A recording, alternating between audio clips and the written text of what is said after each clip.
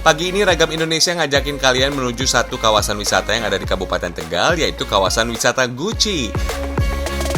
Kawasan wisata Guci terletak di kaki Gunung Slamet dengan ketinggian mencapai 1050 meter di atas permukaan laut. Kalau berada di kawasan wisata Guci, sempatkan mampir ke salah satu tempat wisata selfie yang lagi ngehits fams, yaitu Barren Hills. Salah satu ikonnya yaitu jembatan kaca tangan emas. Jembatan ini memiliki panjang 43 meter dengan ketinggian 100 meter. Pembangunan jembatan dilakukan sesuai standar keamanan dengan sejumlah uji coba. Untuk bisa naik ke atas jembatan, alas kaki harus dilepas. Puas menikmati jembatan kaca, silakan lanjut mengeksplor sudut lainnya yang gak kalah seru.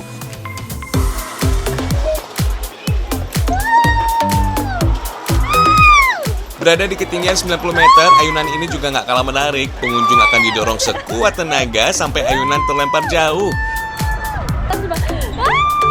Buka setiap hari mulai pukul 7 pagi sampai pukul 5 sore. Pengunjung cukup membayar tiket masuk sebesar Rp15.000 saja. Ini sudah termasuk semua spot ya.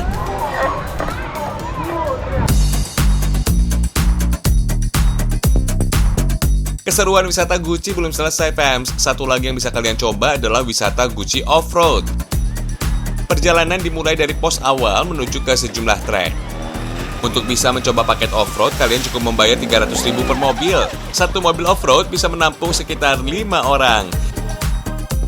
Jarak tempuh dalam bermain off-road sekitar 15 km dengan waktu tempuh 90 menit. Keseruan bermain off-road di kawasan Guci ini memang banyak diminati, karena nggak melulu jalan mulus, tapi ada pula jalan bebatuan. Kalian juga diajak melewati 2 sungai, yaitu Sungai Ontong dan Sungai Singawangi. Bahkan pengunjung juga bakal dikejutkan dengan jalur ekstrim yang cukup menantang. Dari kawasan hutan pinus, kemudian lanjut ke puncak Bukit Cemara Wulung dengan medan yang lebih ekstrim. Turun dari bukit, tawaran berikutnya yaitu pemandangan pesawahan dengan permukiman warga sekitar. Fams, sebuah studi di Amerika Serikat menyatakan bahwa seseorang yang suka dengan wisata adrenalin, hidupnya akan lebih sehat. Mereka juga akan terbebas dari resiko penuaan dini. Selain itu, wisata adrenalin juga membuat hidup lebih bahagia. Suasana hati akan terbebas dan lebih mudah melawan depresi. Paket wisata off-road ini buka setiap hari mulai dari jam 7 pagi sampai jam 3 sore.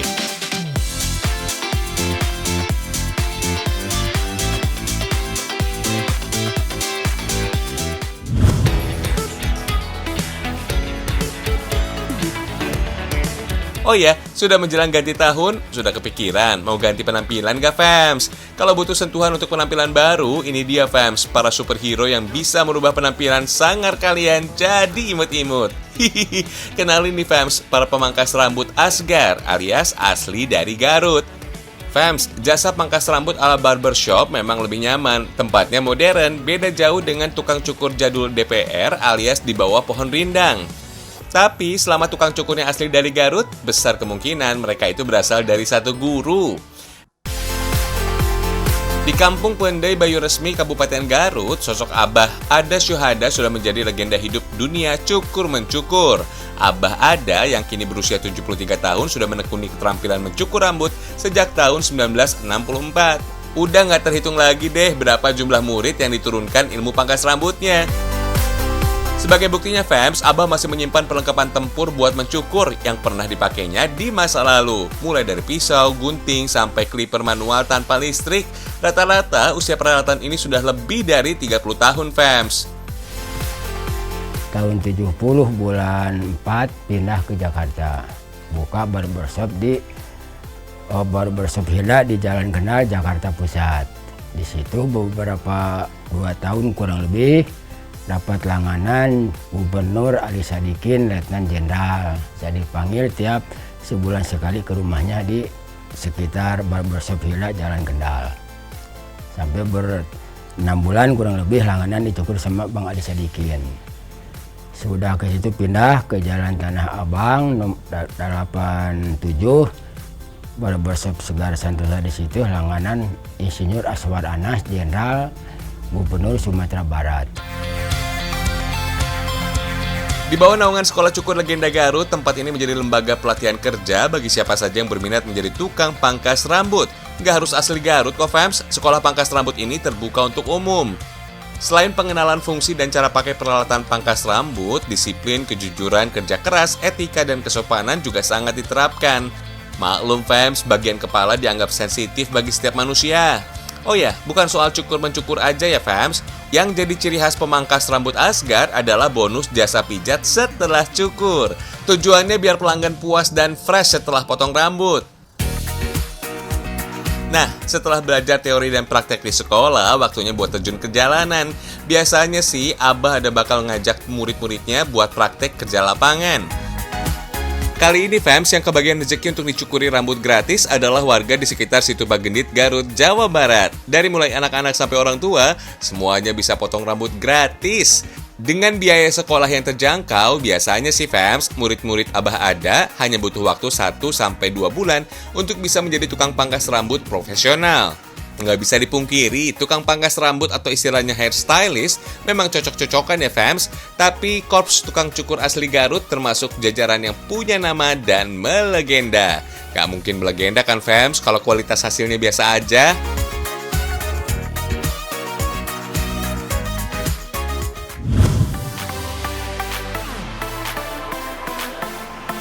Masih soal rambut, tapi sekarang giliran rambut yang disukai anak-anak nih fams. Maklum, rambut yang ini memang jadi jajanan favorit bocah-bocah. Pasti masih ingat kan sama jajanan yang satu ini? Namanya Arum Manis atau lebih populer disebut rambut nenek. Jajanan rambut nenek zaman now pastinya udah beda banget sama rambut nenek zaman dulu. Rambut nenek di era milenial maksimal banget kekiniannya. Nggak cuma sedap dimakan, tapi tampilannya juga jempolan. Apalagi dengan beragam rasa kayak gini. Ada original, frambozen, durian, melon, bubblegum, sampai coklat. Sebelum menikmati manisnya si rambut nenek kekinian, lihat dulu nih proses pembuatannya. Pertama, siapkan dulu bahan-bahannya. Ada gula pasir, tepung terigu, pewarna makanan, penambah rasa, dan juga minyak goreng. Proses pertama, kita goreng tepungnya dulu. Langsung diaduk ya fams, biar tercampur rata. Proses mengaduk adonan ini dilakukan non-stop selama 30 menit dengan menggunakan api besar. Kalau sudah lama diaduk, nantinya adonan akan berubah jadi mengental dan kecoklatan. Jadi mirip selai kacang ya fams. Next, ke tahap yang kedua fams. Kali ini giliran karamel gulanya yang bakal dibikin. Dimulai dengan memanaskan air di atas wajan yang telah disiapkan. Kalau sudah panas airnya, langsung aja masukin gula pasirnya. Cukup 1 kg aja ya. Kalau proses yang satu ini justru nggak perlu diaduk. Cukup didiamkan aja sampai akhirnya surut dengan sendirinya. Nantinya akan keluar buih-buih panas kayak gini. Semakin menyusut airnya, maka akan berubah juga warna gulanya jadi kecoklatan. Ini dia yang namanya karamel. Semua adonan selesai dimasak, saatnya mengolah adonan jadi rambut nenek fams. Prosesnya diawali dengan melipat-lipat adonan karamel lalu ditarik berulang kali. Tujuannya untuk memastikan lagi pewarnaan pada adonan karamelnya benar-benar merata. Next, tahap yang paling ditunggu-tunggu. Campurkan adonan karamel dengan adonan tepung coklatnya, lalu lingkarkan adonannya ke batang kayu. Mulai deh adonannya ditarik-tarik biar makin panjang. Proses ini berlangsung terus-menerus sampai berubah bentuk jadi rambut nenek. Benar-benar butuh tenaga ekstra buat narik adonannya ya. Total ada hampir 3 kg berat adonannya fams. Makin lama ditarik, makin kelihatan helai demi helai rambut neneknya. Kalau rambut nenek sudah terputus, artinya rambut neneknya udah jadi fams. Ini dia yang bedain snack rambut nenek zaman now fams. Keberadaan simping sudah tergantikan dengan snack beras coklat. Semua proses produksinya sudah selesai, saatnya kita sikat fams. Cukup dibuka dulu segel kemasannya, lalu buka kemasan plastiknya. Tuang deh ke atas piring. Rasanya tetap manis seperti versi aslinya fams.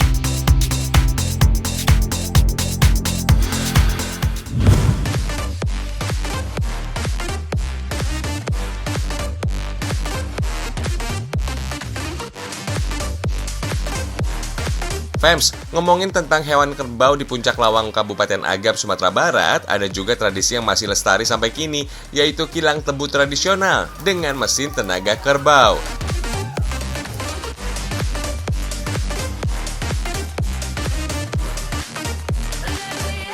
Tebu atau dalam bahasa Inggris disebut sugar cane adalah bahan baku gula atau vetsin.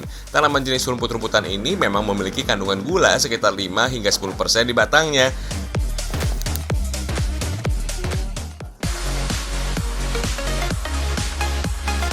Fams, kerbau yang digunakan untuk mengolah tebu biasanya kerbau jantan yang berukuran cukup besar. Soalnya dibutuhkan tenaga cukup ekstra untuk mengangkat dan memutar mesin kilang ini. Setelah kayu pengungkit kilang dipasangkan pada punggung kerbau, selanjutnya adalah memberikan kacamata untuk kerbau. Tujuannya supaya kerbau berjalan secara konsisten, tanpa belok ke kiri atau ke kanan. Nah, karena nggak ada kacamata hitam seukuran kerbau, makanya pakai batok kelapa ini ya, fams.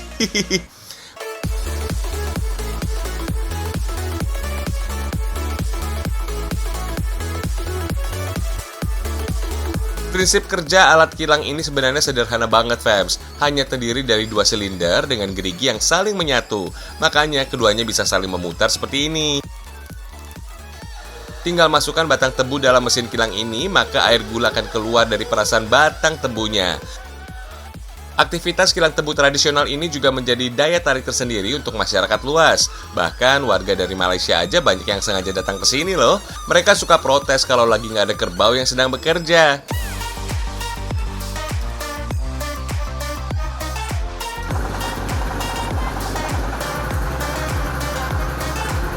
Fams, air gula yang sudah terkumpul kemudian direbus sekitar 3 jam lamanya. Oh iya, kalau di sini nggak perlu capek-capek mengaduk gula, fams. Inilah gunanya besek yang diletakkan di atas wajan. Tujuannya untuk menampung buih hasil memasak gula tebu agar tidak sampai meluap. Air gula harus dipanaskan karena di dalam air gula ada juga kandungan air yang masih cukup banyak. Cara memisahkan antara gula dengan airnya adalah dengan direbus seperti ini.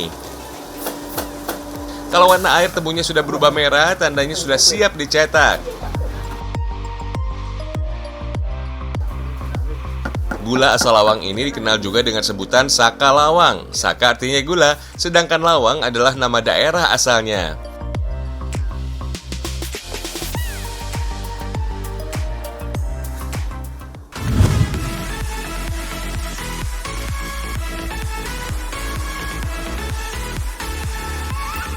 Masih dari bumi Minangkabau, fams, di Sumatera Barat ternyata juga ada camilan yang namanya bika. Tapi bukan seperti bika Ambon dari Medan itu ya. Bika yang ini merupakan kependekan dari biskuit Kota Baru asli.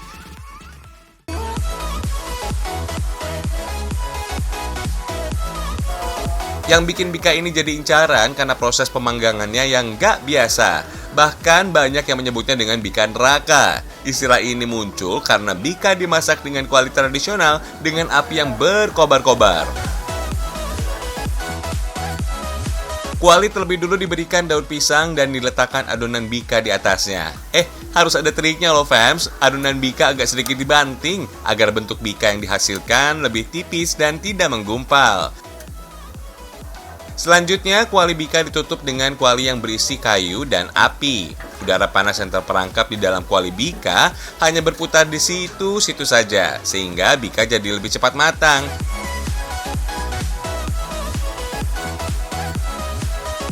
Fams, kayu yang digunakan untuk pembakaran ini harus berupa kayu manis dan nggak boleh digantikan dengan kayu yang lain. Soalnya, kayu ini bisa menghasilkan adonan bika jadi lebih harum. Selain itu, asap dari pembakaran kayu manis tidak sebanyak kayu jenis lain.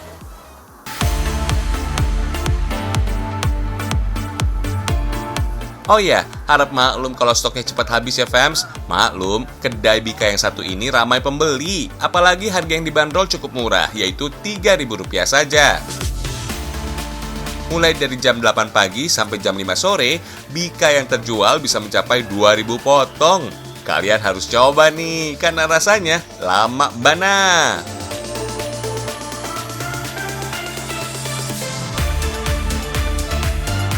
Kue yang mirip wingko ini memang cuma bisa didapatkan di Jalan Raya Padang Bukit Tinggi, Kota Baru Tanah Datar, Sumatera Barat. Bika ini sudah ada sejak tahun 1990.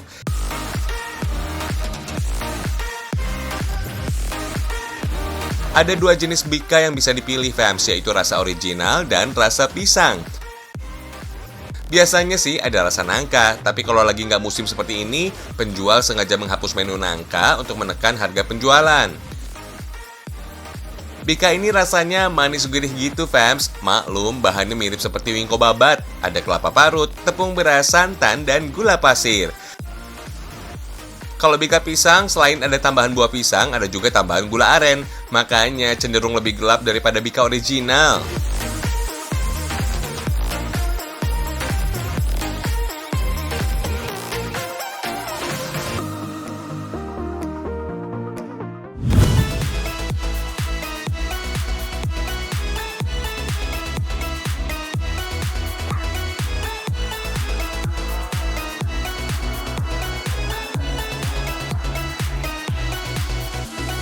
Selanjutnya kita berlabuh di bumi Minangkabau fams. Masyarakat di Sumatera Barat memang masih kental dengan tradisi dan adat istiadat. Salah satunya tradisi salaman di dalam sarung di pasar hewan, namanya tradisi marosok. Tradisi ini dilakukan ketika bertransaksi harga sapi atau kerbau incaran pembeli.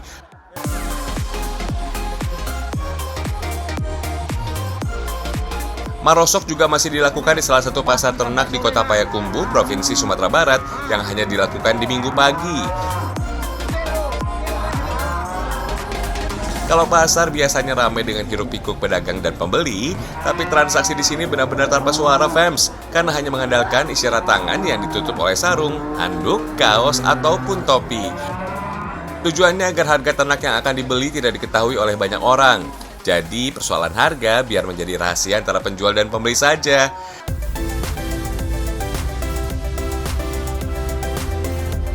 Setiap jari yang diajukan dalam transaksi melambangkan angka ribuan, ratusan, jutaan, bahkan puluhan juta rupiah.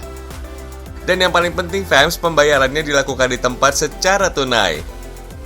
Jadi nggak ada tuh istilah gesek, DP-nya dulu apalagi kasbon. Semua serba COD alias cash on delivery.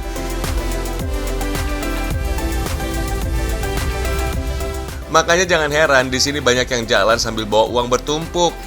Jadi kalau mau lihat orang tajir yang asli, ya di sini fams, karena duitnya ada di depan mata, dijamin, no tipu-tipu deh. Di sini juga ada spot khusus untuk pengecekan apakah ternak yang akan diperjualbelikan sedang hamil atau tidak. Kegiatan jual beli hewan ternak ini berlangsung hingga jam 2 sore. Setidaknya ada lebih dari 300 ekor hewan yang dijajakan pada setiap transaksi yang digelar.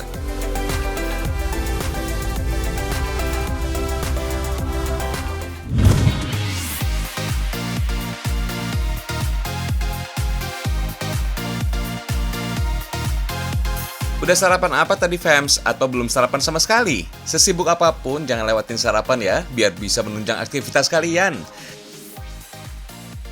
Spesial pagi ini kita ajak kalian sarapan di tempat yang agak berbeda. Ini bukan kebun binatang ya, tapi sebuah resto yang konsepnya mini zoo atau kebun binatang mini.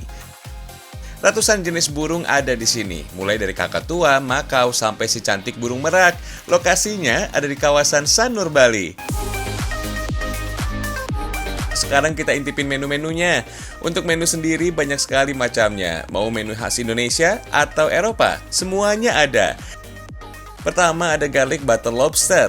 Gurihnya lobster yang dibalur dengan green garlic dijamin bakal pecah fams. Bahannya terdiri dari lobster, garam, bumbu-bumbu, bawang merah, bawang putih, unsalted butter, dan pelengkap lainnya. Dalam rangkaian prosesnya ada satu tahap yang dinamakan salamander, yaitu proses pematangan makanan dengan suhu tertentu. Sementara nunggu lobster matang, kita masuk ke proses pembuatan carbonara ya fams. Bahannya terdiri dari pasta, bumbu parmesan, bawang bombay, beef bacon, bawang putih, dan daun parsley. Kalau carbonara sudah siap, tinggal sajikan dengan lobsternya fams. Lanjut menu kedua, silakan kepoin yang namanya nasi campur Bali.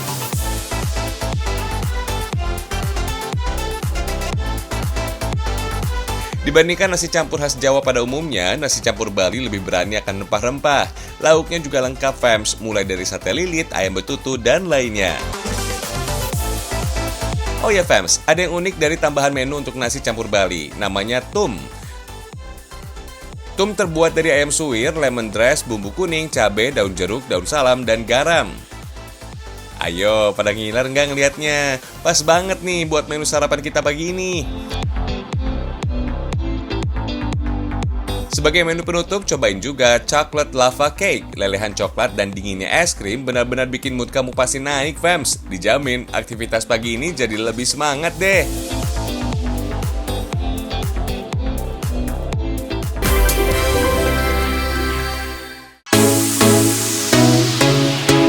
Sampai juga di penghujung acara nih, fams. Makasih ya udah nonton dari awal sampai akhir. Mantan boleh dilupakan, tapi ragam Indonesia jangan sampai terlupakan. Kita jumpa lagi besok ya. Selamat beraktivitas, fams.